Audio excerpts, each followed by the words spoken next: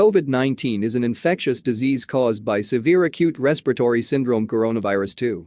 When a person is infected, the most common symptoms include fever, cough, and shortness of breath.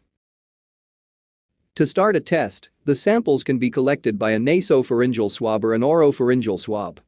For nasopharyngeal specimen, the swab is inserted in the nostril and gently moved forward into the nasopharynx, then it is rotated for a specified period time to collect secretions that contain the virus.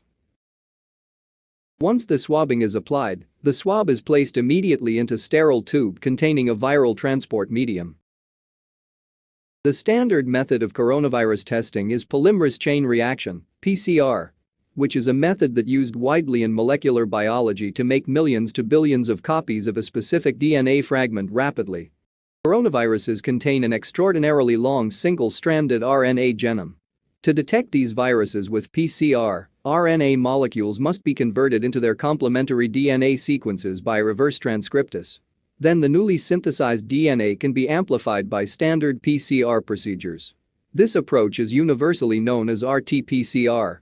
To perform this method, basically viral RNA should be extracted.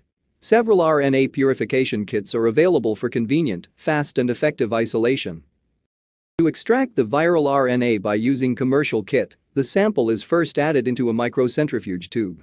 Then it is mixed with a lysis buffer. This buffer is highly denaturing and usually consists of phenol and guanidine isothiocyanate. Also, RNase inhibitors are usually present in the lysis buffer to ensure isolation of intact viral RNA. Once the lysis buffer is added, the tube is mixed by pulse vortexing and incubated at room temperature. Then the virus is lysed under the highly denaturing conditions provided by the lysis buffer. Once the sample is lysed, a purification procedure is carried out by using a spin column. The sample is loaded onto the spin column. Then a centrifugation is performed. This procedure is a solid phase extraction method in which the stationary phase consists of a silica matrix. Under optimal salt and pH conditions, RNA molecules are bind to the silica gel membrane, and at the same time, protein and other contaminants are not retained. After centrifugation, the spin column is placed into a clean collection tube, and the filtrate is discarded. Then a wash buffer is added. The column is put in a centrifuge again, forcing the wash buffer through the membrane. This removes any remaining impurities from the membrane, leaving only the RNA bound to the silica gel. Once the sample is washed, the column is placed in a clean microcentrifuge tube, and an elution buffer is added. Then, a centrifugation is carried out, forcing the elution buffer through the membrane. The elution buffer removes the viral RNA from the spin column. And a purified RNA, which is free of protein, inhibitors, and other contaminants, is obtained. After the extraction of the viral RNA, the next step is the preparation of the reaction mixture for PCR amplification. In this step, a master mix is used, which is a pre-mixed concentrated solution that consists of buffer, reverse transcriptase enzyme, nucleotides, forward primer, reverse primer, Tachman probe, and DNA polymerase. Finally, to complete this reaction mixture, the RNA template is added. The tube is mixed by pulse vortexing. Then the reaction mixture is loaded into a PCR plate, which generally contains 96 wells, allowing the analysis of several samples at the same time. Next, the plate is placed in a PCR machine, which is essentially a thermal cycler. Real-time RT-PCR is used for the detection of the new coronavirus 2019 by the amplification of target sequences in the RDRP gene, the E gene and the N gene. The choice of the target gene depends on the primers and the probe sequences. The first step in RT-PCR is reverse transcription. The first strand complementary DNA synthesis is primed with the PCR reverse primer, which hybridizes to a complementary part of the virus RNA genome. Reverse transcriptase then adds DNA nucleotides onto the 3' end of the primer, synthesizing DNA complementary of the viral RNA. The temperature and duration of this step depend on the primer, the target RNA and the reverse transcriptase used. Next, an initial denaturation step is applied, causing denaturation of the RNA-DNA hybrids.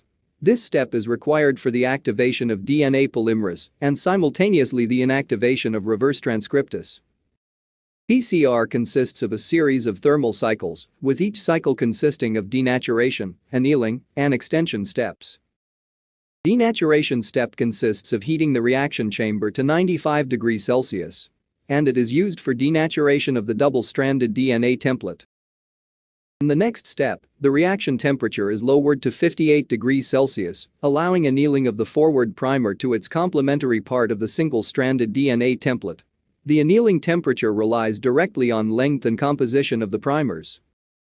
In the extension step, the DNA polymerase synthesizes a new DNA strand complementary to the DNA template strand by adding free nucleotides from the reaction mixture that are complementary to the template in the 5' to 3' direction. The temperature at this step depends on the DNA polymerase used. After the first cycle, the double-stranded DNA target is obtained. Then, the denaturation of this double-stranded DNA is performed, yielding 2 single-stranded DNA molecules. In the next step, the reaction temperature is lowered, allowing annealing of the primers to each of the single-stranded DNA templates and annealing of the Tachman probe to its complementary part of the target DNA.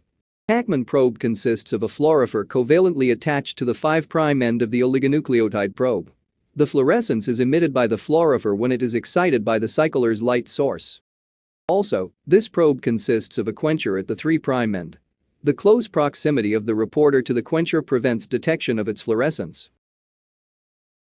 In the extension step, DNA polymerase synthesizes new strands.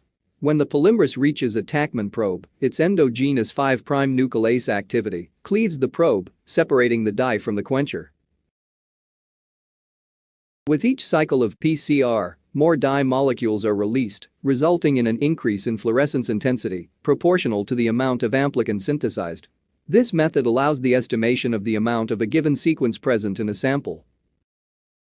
The number of double-stranded DNA pieces is doubled in each cycle, therefore, PCR can be used to analyze extremely small amounts of sample.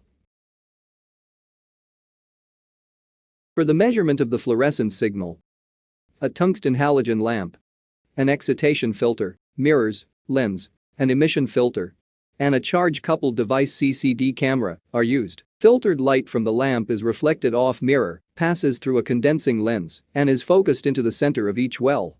Then fluorescent light emitted from the wells reflects off the mirror, passes through an emission filter, and is detected by the CCD camera. In each PCR cycle, light from excited fluorophore can be detected by the CCD camera, which converts the light that it captures into digital data. This method is known as real-time PCR, which allows the monitoring of the progress of the PCR reaction as it occurs in real time.